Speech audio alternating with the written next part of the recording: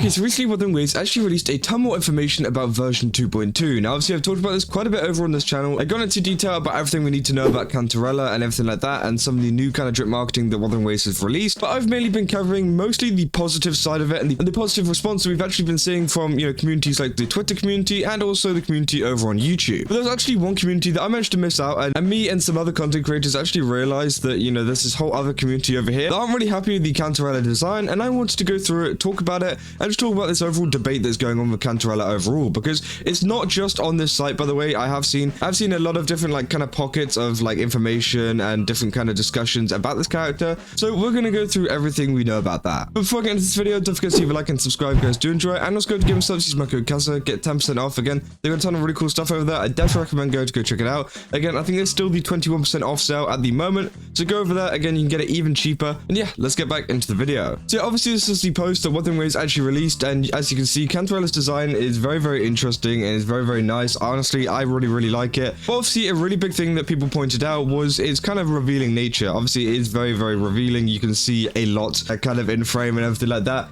and that obviously angered quite a lot of people, because obviously some players in the Wuthering Waves community don't really play for that kind of stuff. And then obviously, alongside some of this other kind of drip marketing stuff, they also released a couple of shorts and different kind of things showing off the character design in more detail, and this one actually caught a little bit of hate over on Instagram. Now, obviously, there's still an abundance of really positive messages. Obviously, like Queen Cantarella has arrived to steal our hearts, stuff like that. But obviously, as you scroll down and as you look through some of these comments, the first one obviously being Guna game with jiggle physics out the wazoo. Now, I don't know if anybody has been around the Wuthering Waves, but I feel like it has been that for quite some time, and if people are actually arguing this kind of stuff in the Cantarella kind of design and everything like that, maybe they haven't been looking too into depth of Wuthering Waves or anything like that. But have you seen Baija? Do you remember whenever Baija first came out and the physics were absolutely crazy for that? This isn't the first time this is happening, and a lot of people are acting like they are completely caught off guard by this kind of stuff, which just isn't true at all. And this person here says girls are hate when people tell them what they're wearing is too revealing, and then they hate online when they see fictional characters are as well, which again is kind of true there. And obviously this guy says you're telling it to Zealous Zone Zero for real. Lol, people complaining about sexy lady and gacha games, which again is definitely true. I don't know why people are complaining at all, and I did see a meme, I can't find it anymore, but I'll definitely put it up on screen if I can, of this guy just being like, oh, how dare they do all this fan service, how dare they make her like this, and this guy's just like, very hot woman, that's cool. So again, it's really funny to see the kind of difference between some people are just very happy that they've gotten a character like this, and then some people are very angry that they've gotten a character like this. And obviously it keeps going, they say the fan service, we lost again, girlies. Her hair and face is pretty though. And obviously this guy says Guna game with is that a Love and Deep Space account? That's kind of crazy if someone's saying that, but hey, we've already been through that whole debacle. This person says, bro, why can't I just simply enjoy the game for the incredible story? Why does it have to make me uncomfortable because of the constant Guna content and sexualization of women? Which again, I just don't think is true at all. I feel like, yes, there is like a really big element in Wuthering Waves, and I feel like, they've just gone to the wrong game here if they want that kind of stuff. But there's plenty of games out there that don't kind of, tap into that kind of stuff. For example, I feel like Limbus Company doesn't tap into that stuff too much. I guess it's much more sensitive in the terms of other stuff, in terms of like, there's a lot of death and stuff and like that. But, there is less kind of sexualization stuff, and that is just kind of the whole like thing of gachas. And I think a lot of people kind of misunderstand that gacha games have always been kind of Guna. It doesn't matter what kind of gender they are, it could be male, female, whatever.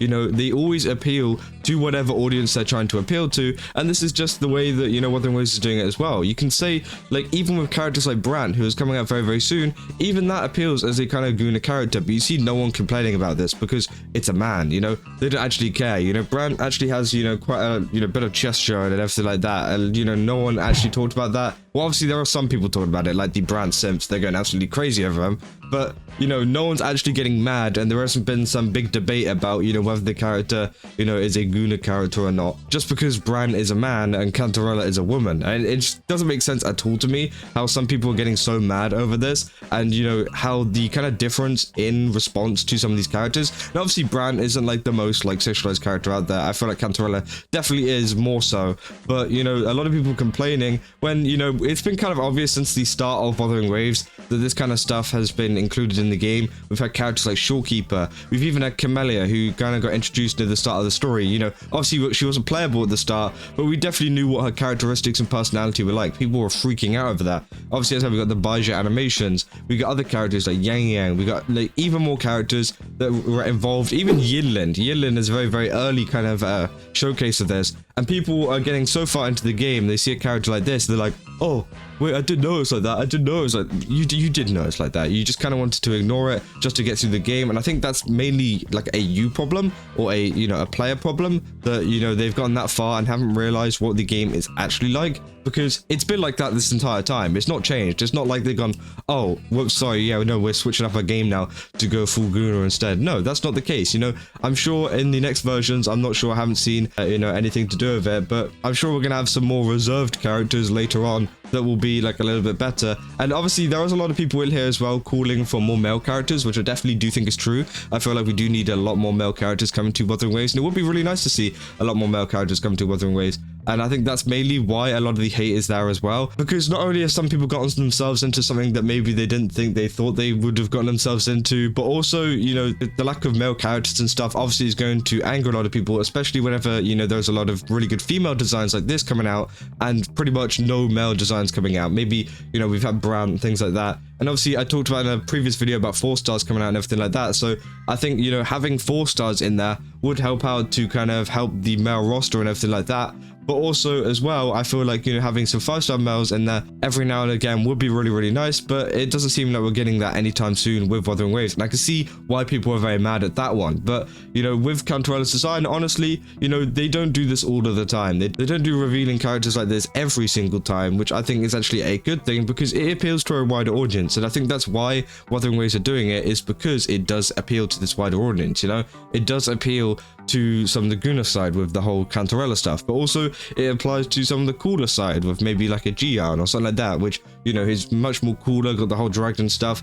And then also you got some other people as well who like some different characters, for example, like Jeja. Jeja is a little bit more shy and stuff like that, which I think lots of people would appeal to that. So they're trying to appeal to everyone in terms of personality, in terms of character design, in terms of pretty much everything, which again is going to cover a lot of their bases and give them a wider kind of audience to reach out to. And obviously you're going to get these people in the comments which are saying stuff like, oh, I don't like this design, because guess what? That's not the audience that they designed it for. And you just have to put on the next character if you don't want this character. Now, obviously, it is a little bit disappointing that sometimes maybe you do have to pull that character because they are a good character.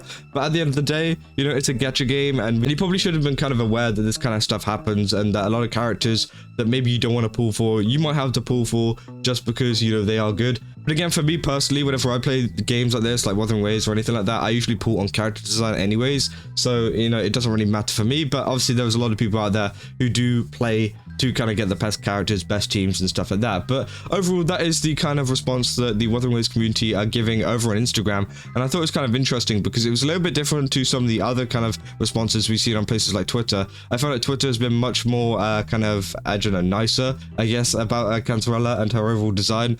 But I honestly think it's not that big of a deal. Let me know down in the comments what you guys think about this. Do you think that Cantarella's design is too over-sexualized? Do you think that maybe they should have toned it down a bit? Or do you think it's just right and that, you know, maybe it is part of the plan that, you know, Kuro Games are kind of doing in terms of like broadening their kind of character roster and making the designs very different, you know, all across the board? Because, you know, as I said, there are characters that aren't like this, which are, you know, are either set to come out, or, you know, they've already came out and they're already in the game. So, as I said, if you guys did enjoy this video, don't forget to leave a like and subscribe. And also go to GameStop, use my code Kaza, get 10% off, or maybe even 21% off if the event is still on at the moment. So yeah, I'll see you guys in the next one. That's all. See ya.